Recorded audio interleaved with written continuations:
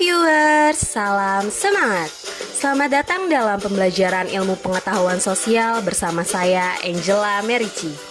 Apa kabarnya nih kalian semua? Semoga kalian yang sedang menonton video kali ini dalam keadaan baik dan sehat ya. Pada video pembelajaran kali ini, saya akan membahas secara singkat mengenai materi manusia, tempat, dan lingkungan. Check this out!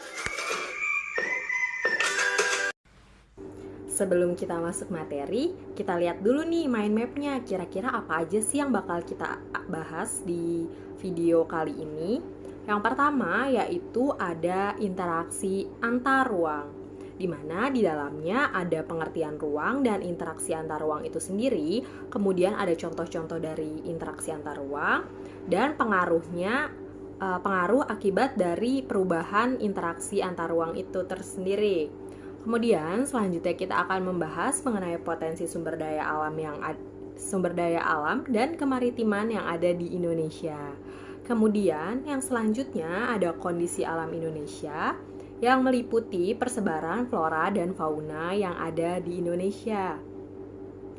Lalu selanjutnya ada letak dan luas wilayah Indonesia, dan yang terakhir ada dinamika kependudukan Indonesia. Yang pertama kita akan membahas mengenai interaksi antar ruang.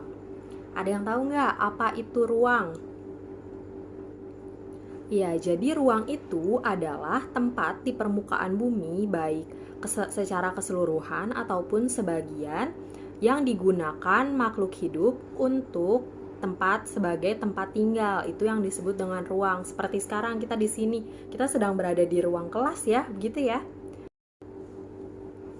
Nah, selanjutnya interaksi antar ruang. Interaksi antar ruang ini dapat terjadi dalam berbagai bentuk, seperti misalnya pergerakan barang, pergerakan orang, pergerakan gagasan atau informasi. Nah, perubahan-perubahan atau pergerakan ini yang akhirnya menyebabkan terjadinya dampak. Nah, dampak yang disebabkan ini akan terjadi baik di daerah tujuan maupun daerah asal terjadinya interaksi antar ruang tersebut. Nah, dalam interaksi ruang tersebut diperlukan beberapa kondisi saling bergantung yang dibagi menjadi 3, yaitu yang pertama saling melengkapi atau complementary, yang kedua kesempatan antara atau intervening opportunity, dan yang ketiga keadaan dapat diserahkan atau transferability. Nah, dari ketiga pembahasan tersebut kita ulas ya satu-satu. Nah, yang pertama itu saling melengkapi atau complementary. Kondisi saling melengkapi ini terjadi antar wilayah-wilayah yang berbeda komoditas yang dihasilkannya. Misalnya nih, wilayah A merupakan penghasil sayuran, sedangkan wilayah B merupakan penghasil ikan.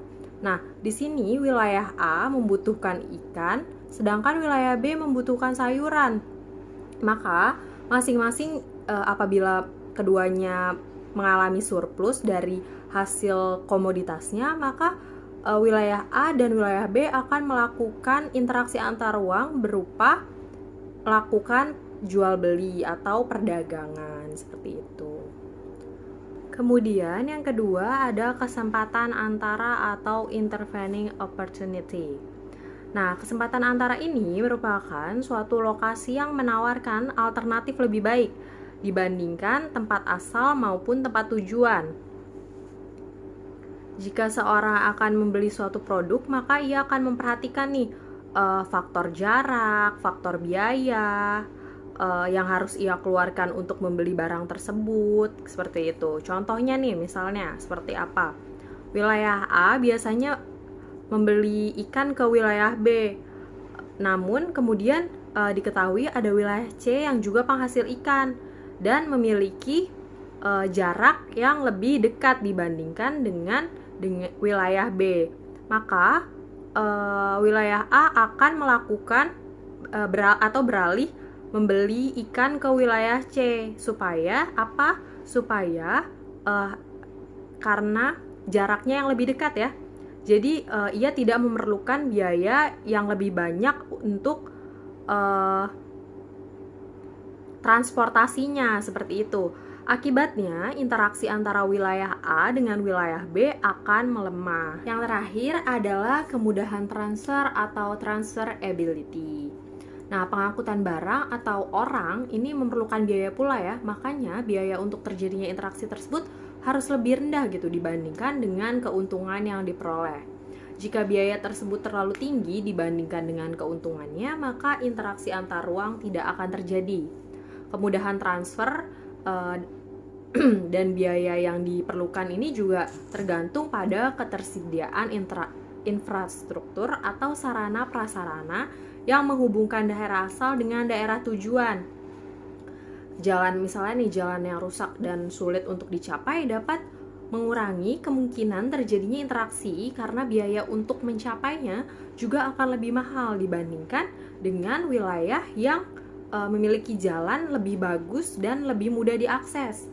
Sebagai contoh nih, seorang akan menjual sayuran dari wilayah A ke wilayah B, namun jalan menuju wilayah B mengalami kerusakan sehingga tidak bisa dilalui. Akibatnya orang tersebut tidak jadi menjual sayuran ke wilayah B. Nah, kita lihat dulu nih contoh-contohnya. Apa aja sih yang termasuk dalam kegiatan interaksi antar ruang? Coba ya kita lihat.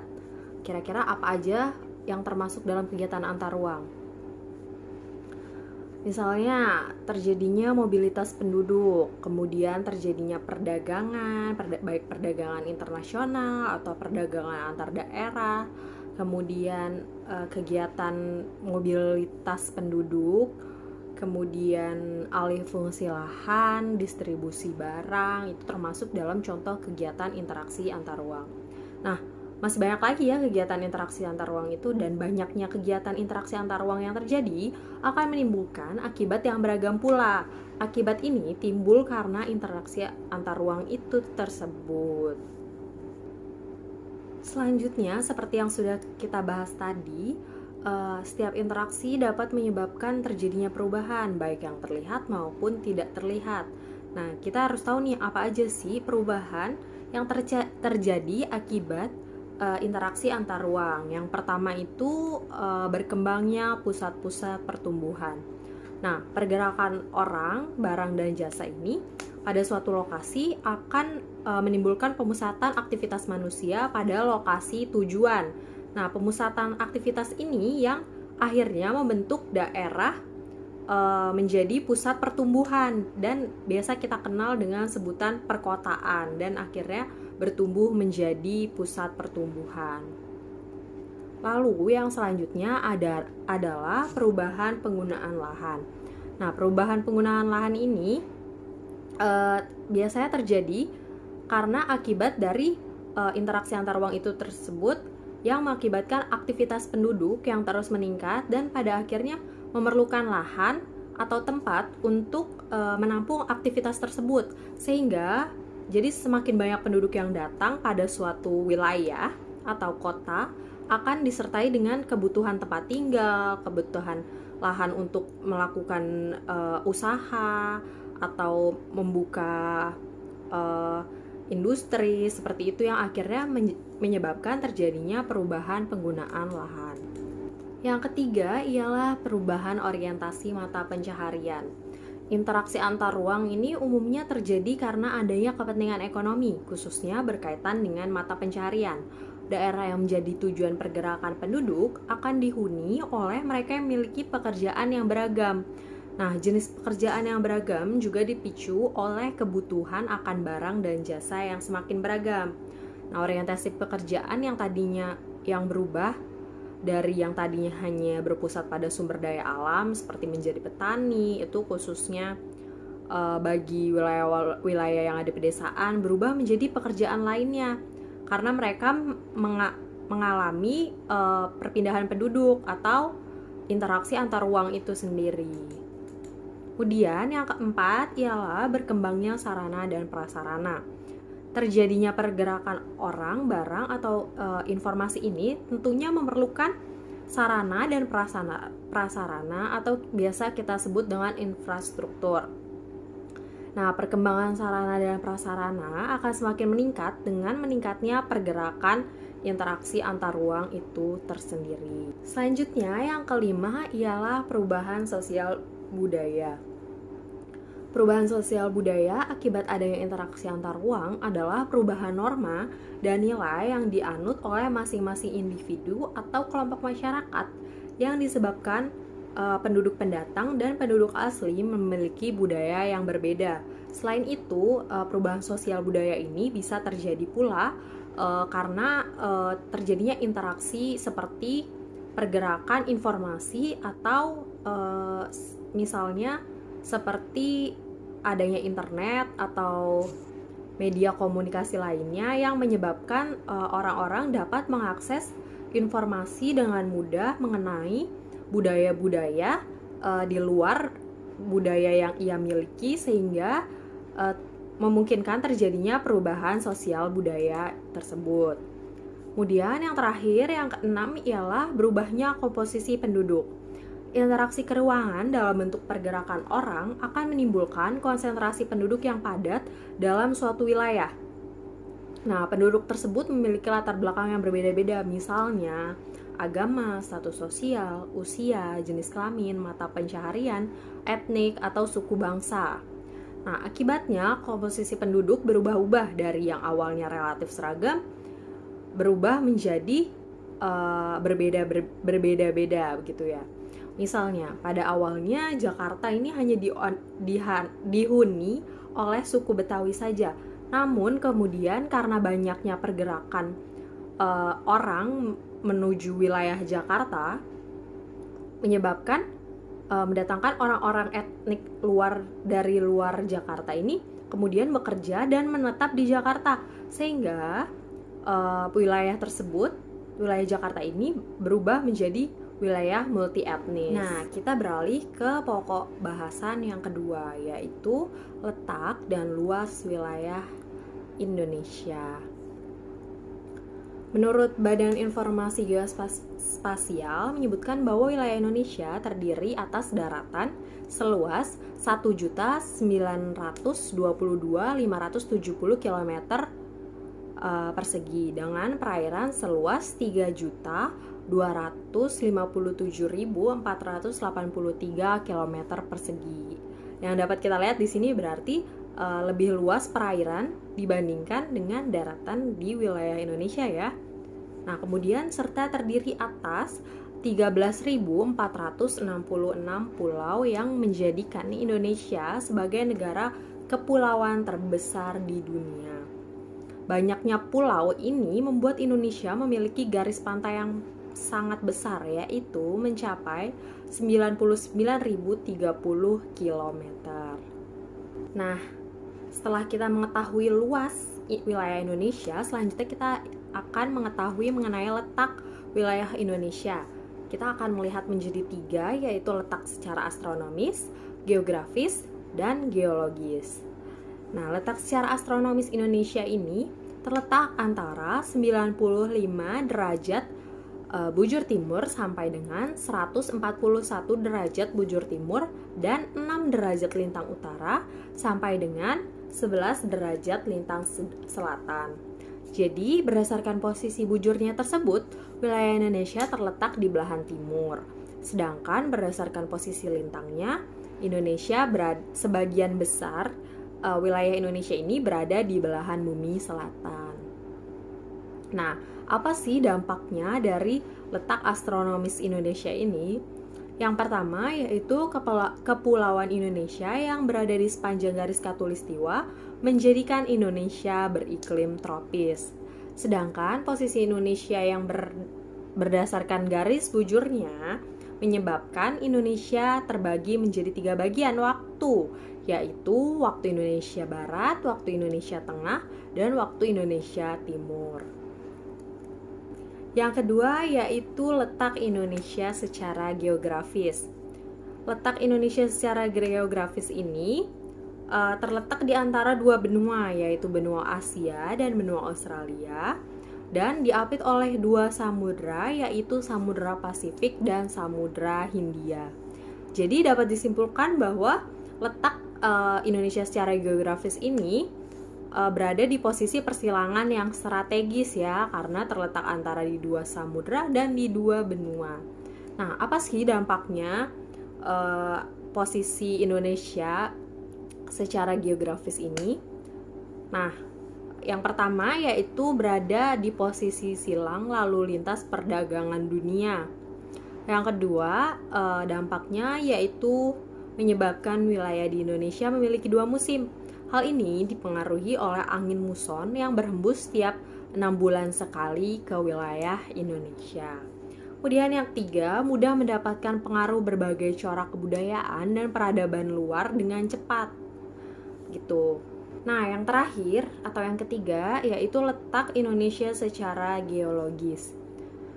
Letak Indonesia ini secara geologis dibagi menjadi tiga. Yang pertama, Indonesia merupakan wilayah pertemuan tiga lempeng tektonik, yaitu lempeng Indo-Australia, lempeng Eurasia, dan lempeng Pasifik. Kemudian yang kedua yaitu Kepulauan Indonesia terletak di jalur pertemuan antara Sirkum Mediterania dan Sirkum Pasifik. Dan yang terakhir ialah secara geologis Indonesia berada di dua dangkalan, yaitu dangkalan Sunda dan dangkalan Sahul. Nah, kalau kita dari situ bisa kita tarik kesimpulan apa sih dampaknya. Yang pertama nih, pertemuan tiga lempeng tektonik di Indonesia ini menyebabkan wilayah Indonesia ini rawan akan bencana gempa bumi dan tsunami. Kemudian yang kedua, Kepulauan Indonesia dilalui jalur Sirkum Pasifik dan Mediterania ini membentang gunung api aktif. Jadi di beberapa jalur Sirkum ini akan membentang gunung api aktif. Kemudian letak geologis Indonesia ini menjadikan Indonesia kaya akan bahan tambang. Lanjut nih, kita masuk ke materi selanjutnya, yaitu potensi sumber daya alam dan kemaritiman di Indonesia. Mungkin bukan rahasia lagi ya bahwasannya Indonesia merupakan negara dengan wilayah yang memiliki potensi sumber daya alam yang sangat besar. Nah, dapat kita lihat juga karena Indonesia merupakan negara kepulauan dan memiliki luas perairan yang lebih besar dibandingkan daratan. Tak hanya sumber daya alam di darat aja ya yang sangat beragam dan sangat besar, namun banyak juga potensi sumber daya kemaritiman di wilayah Indonesia ini sendiri. Dapat kita ketahui bahwasannya luas wilayah Indonesia ini hanya 1,3%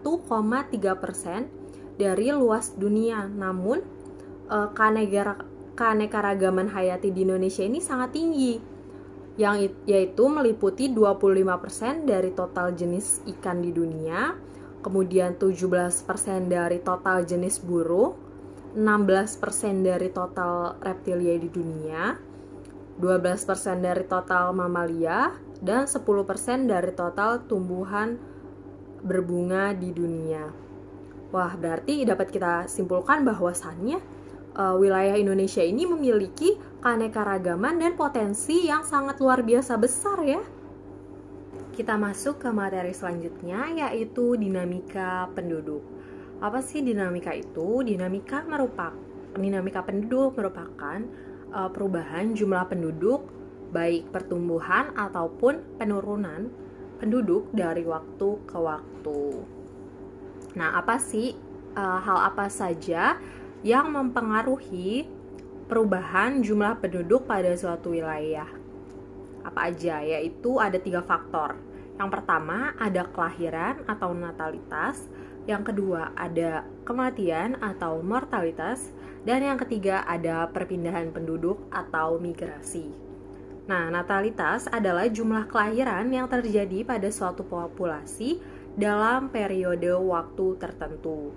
Sedangkan mortalitas adalah frekuensi kematian dalam suatu populasi penduduk dalam periode waktu tertentu pula. Sedangkan migrasi merupakan aktivitas perpindahan penduduk dari suatu lokasi ke lokasi lainnya, baik dalam lingkup satu negara maupun antar negara. Nah, kepadatan penduduk ini adalah perbandingan jumlah penduduk dengan luas wilayahnya. Kepadatan penduduk menunjukkan jumlah rata-rata penduduk pada setiap kilometer perseginya. Kepadatan penduduk ini dipengaruhi oleh fisiografis, keamanan, kebudayaan, biologis, psikologis, serta berkaitan dengan peningkatan jumlah penduduk yang disebut dengan pertumbuhan penduduk, yang sudah seperti kita udah bahas tadi di awal. Nah, ada dibagi lagi nih pertumbuhan penduduknya itu, ada yang pertumbuhan penduduk alami, kemudian pertumbuhan penduduk migrasi, dan pertumbuhan penduduk total. Kalau pertumbuhan penduduk alami atau natural population increase adalah pertumbuhan penduduk yang diperoleh dari selisih jumlah kelahiran atau natalitas dengan jumlah kematian atau mortalitas saja. Sedangkan pertumbuhan penduduk migrasi adalah pertumbuhan penduduk yang diperoleh dari selisih jumlah migrasi masuk atau imigrasi dan jumlah migrasi keluar atau emigrasi. Dan yang terakhir merupakan pertumbuhan penduduk total atau total population growth. Ini merupakan pertumbuhan penduduk yang dihitung dari selisih jumlah kelahiran dengan jumlah kematian ditambah dengan selisih jumlah imigrasi dengan jumlah emigrasi. Selanjutnya, mengenai faktor-faktor penyebab perbedaan kepadatan penduduk di wilayah yang ada di Indonesia. Yang pertama yaitu jumlah kelahiran yang tinggi dan kematian yang rendah. Lalu yang selanjutnya pusat pemerintahan yang berada di Pulau Jawa, sehingga menyebabkan wilayah Pulau Jawa ini cenderung lebih padat penduduk dibandingkan dengan pulau-pulau lain yang ada di Indonesia. Kemudian yang ketiga, sejarah kerajaan-kerajaan besar dan penjajahan kerajaan-kerajaan besar, baik kerajaan Islam, Hindu, Buddha, yang cukup banyak berkembang di Pulau Jawa sebagai pusat aktivitas penduduk, sehingga Pulau Jawa ini lebih berkembang dan akhirnya lebih diminati oleh masyarakat sebagai tempat mencari mata pencarian dan tempat untuk menetap. Kemudian yang keempat ialah kurangnya lapangan kerja di daerah lain. Karena Jawa menjadi pusat pemerintahan dan didukung dengan bagusnya kondisi geografis, maka bermunculanlah industri-industri besar di Pulau Jawa sehingga semakin diminati oleh masyarakat.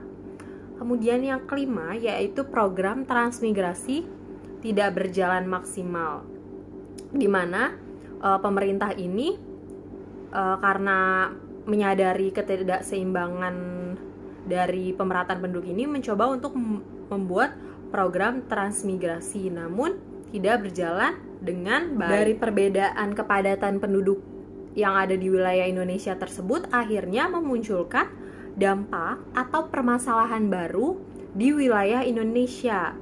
Apa aja sih itu? Yang pertama, seperti munculnya pemukiman liar di wilayah Jakarta yang semakin padat menyebabkan terjadinya pemukiman liar yang di wilayah-wilayah yang seharusnya dijadikan atau bukan menjadi tempat pemukiman, seperti misalnya di daerah aliran sungai, di pinggir-pinggir daerah aliran sungai Ciliwung misalnya, seperti itu akhirnya timbul banyak pemukiman yang seharusnya tidak diperbolehkan ya.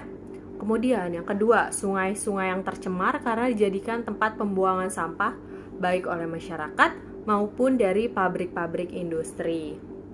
Kemudian yang ketiga, terjadinya pencemaran udara dari asap kendaraan dan industri. Selanjutnya yang keempat ialah kemacetan lalu lintas yang diakibatkan oleh kepadatan penduduk yang menyebabkan banyaknya kendaraan bermotor sehingga menimbulkan terjadinya kemacetan lalu lintas.